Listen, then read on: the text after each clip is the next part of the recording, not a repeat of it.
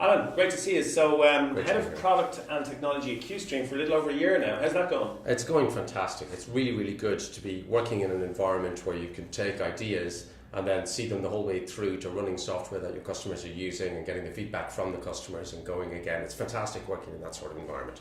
Cool. So you must have some pretty slick DevOps teams, and they can get it all done, right? They can take code from concept right through to production, deployed, everything. There's no ops anymore, right?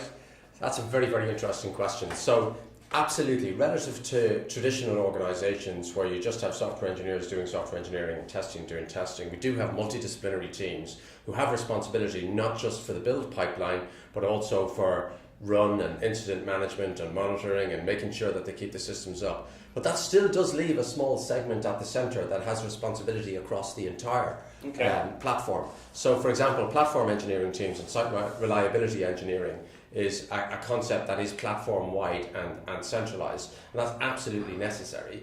But it is very, very different from having ops as the centralized bit or infrastructure engineering as a centralized bit. Platform-wide is site reliability engineering and the build of those things that are common across all of your business application teams.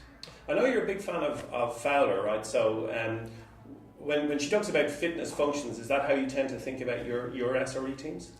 Yeah, so I really do like the language that Susan Fowler uses in site reliability when she talks about site reliability engineering.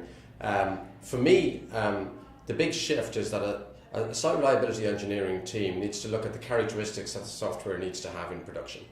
And increasingly nowadays that involves that software being suitably secure, suitably reliable, and managing what the purpose of the software is for the end user from the customer's perspective. Traditionally in organizations, the central infrastructure and operations teams focused on mean time between failures, MTBF.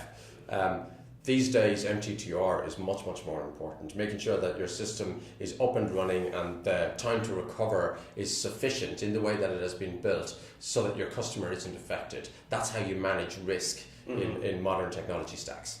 Sure, and when you're using concepts like blue-green and so forth, MTTR can be nanoseconds. Yeah, and it should be. So B2C, SaaS B2C concepts are now starting to pervade into B2B contexts and traditional contexts. That is incredibly powerful, and it means that the level of customer satisfaction that you can get even in traditional industries is amazing relative to even 5 years ago. Yeah. Alan, thanks. Thank you.